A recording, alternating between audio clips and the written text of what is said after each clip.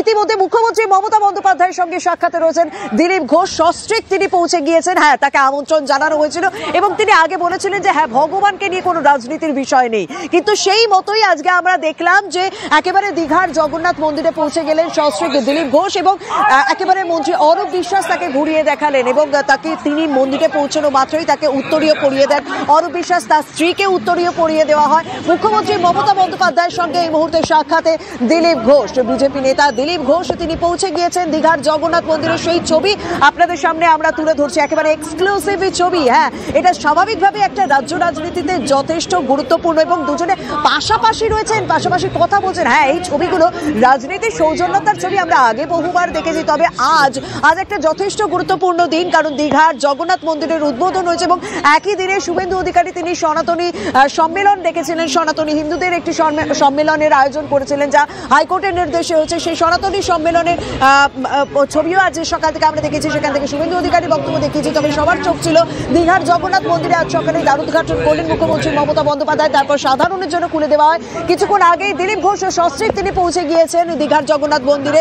অরূপ বিশ্বাস তাকে মন্দির চত্বর ঘুরে দেখালেন। ইতিমধ্যে আপনারা দেখতে পাচ্ছেন মুখ্যমন্ত্রীর পাশে বসে রয়েছেন দিলীপ ঘোষ এবং তারা কথাবার্তা বলছেন, সৌজন্য বিনিময় করছেন। সেই এক্সক্লুসিভ ছবি আপনারা দেখতে পাচ্ছেন। একেবারে স্ত্রীকে পাশে বসিয়ে মুখ্যমন্ত্রী মমতা বন্দ্যোপাধ্যায়ের সঙ্গে কথা বলছেন এবং দুজনের গলায় মালা রয়েছে, দিলীপ ঘোষ এবং দিলীপ ঘোষের স্ত্রীর গলায় মালা রয়েছে এবং তাদেরকে উত্তরীয় পরিয়েই আজকে সেখানে অভিনন্দন জানানো হয়। কথা বলছেন তারা এবং কুশল বিনিময় করছেন। মুখ্যমন্ত্রী কথা বলছেন, খোঁজ খবর নিচ্ছেন দীঘার জগন্নাথ মন্দিরের। সেই ছবি আমরা আপনাদের সামনে তুলে ধরছি। রিঙ্কু মজুমদার তিনিও সঙ্গে রয়েছেন, দিলীপ ঘোষের সঙ্গে রয়েছেন রিঙ্কু মজুমদার।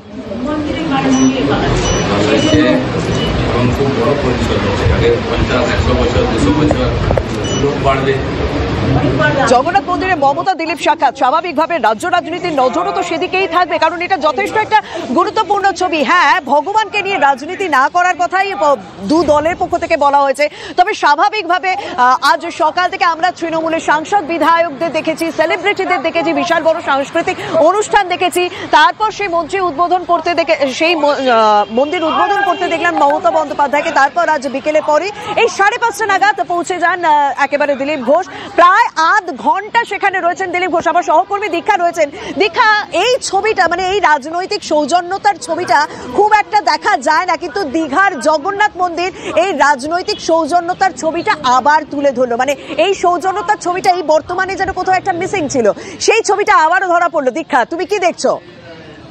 তাই আমরা দেখলাম যে মুখ্যমন্ত্রী মমতা বন্দ্যোপাধ্যায় দ্বারোদ্ঘাটন করার পরে তিনি তার যেখানে দীঘার নিবাস সেখানে চলে গিয়েছিলেন, কিন্তু তিনি আজকেই কলকাতা যেতে পারেন, কারণ আমরা জানি অগ্নিকাণ্ডের জেরে যে ঘটনা ঘটেছে তার ফেরার কথা ছিল, কিন্তু তিনি ফেরেন না। এবং সেই মুহূর্তে আমাদের কাছে খবর ছিল যে রামনগরে